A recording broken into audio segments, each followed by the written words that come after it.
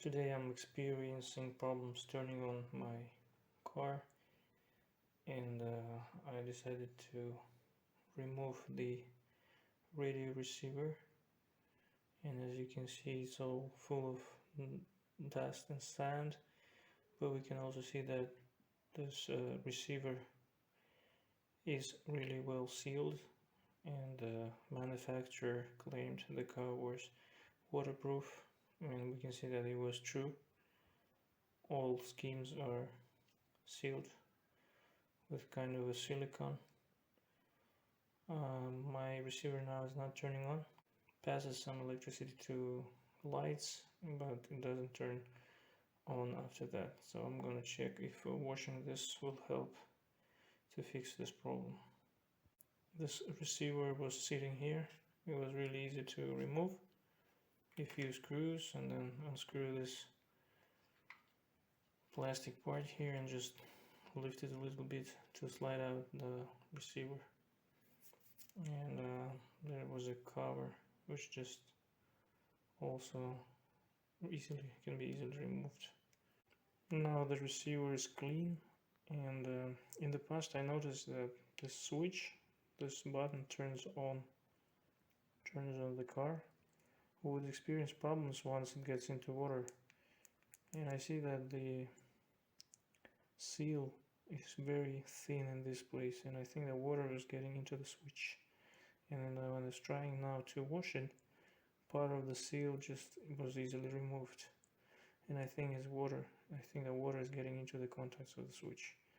Now I'll try to connect this receiver to the batteries and see if it works.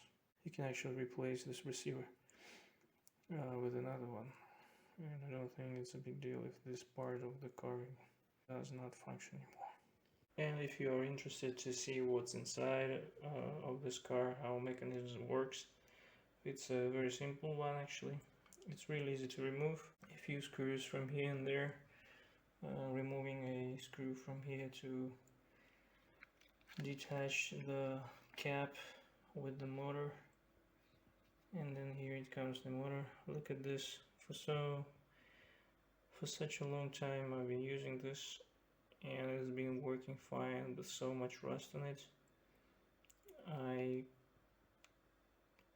closed the ventilation hole on top to avoid sand getting in, but actually there's another one on the side and it still works. The motor didn't break down. And then here you see the shafts.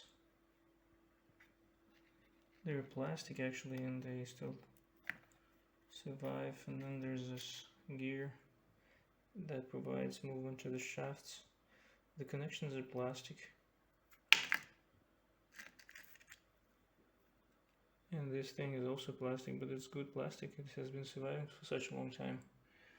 Look how much dirt there is mixed with grease. This shaft that provides movement to the front wheels is rusty. This one is also plastic actually, and the gear on the electrical motor is metal.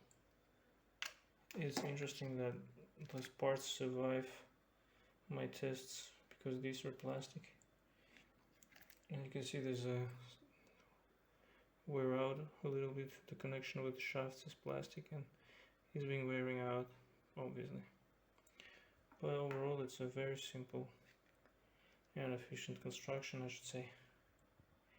Now I'm gonna wash it and it will be good to go. Hopefully my radio receiver works. Okay, now I connected the battery to the receiver and to my brake lights to see if it works, and I see that the seal is spilling out here, and I see that probably there's a problem with the switch.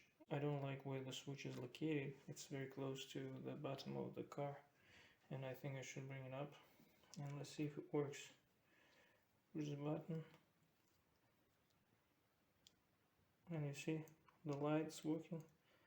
Push it back and it stops working. Something is wrong with the switch.